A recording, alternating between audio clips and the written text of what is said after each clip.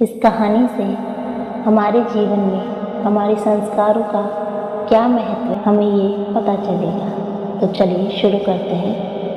एक बार पतंग उड़ाने का आयोजन हुआ। 8 साल का बच्चा नवीन भी अपने पापा के साथ इस आयोजन को देखने गया। नवीन रंगीन पतंगों से भरा आकाश देखकर बहुत खुश हुआ। उसने अपने पापा से पतंग और डोर दिलाने के लिए कहा।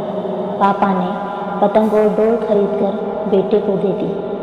नवीन ने पतंग उड़ाना शुरू कर दिया। जल्द ही उसकी पतंग आकाश में ऊंची उड़ने लगी। थोड़ी देर बाद उसने कहा, पापा, ऐसा लगता है कि डोर पतंग को ऊंचा उड़ने से रोक रही है। अगर हम इसे तोड़ दें तो पतंग इससे भी ज़्यादा ऊंची उड़ेगी। क्या हम इसे तोड़ सकते हैं? पापा ने चरखी से डोर काटकर अलग कर दी। पतंग थोड़ी ऊंची जाने शुरू हो गई। यह देखकर नवीन बहुत खुश हुआ, लेकिन फिर धीरे धीरे पतंग ने नीचे आना शुरू कर दिया।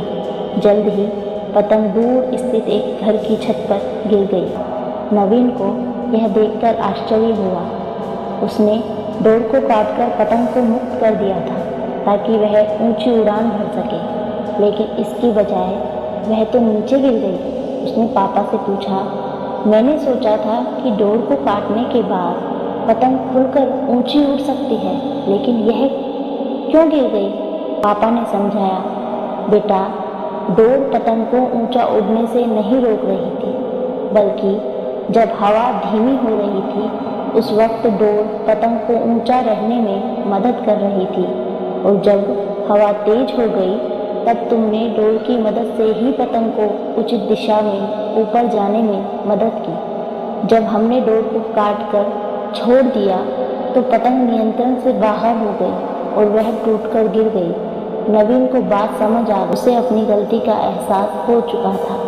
इस कहानी से हमें सीख मिलती है कि ऊंचाई पर जाने के लिए भी जीवन में संयम और नियंत्रण बहुत जरूरी है।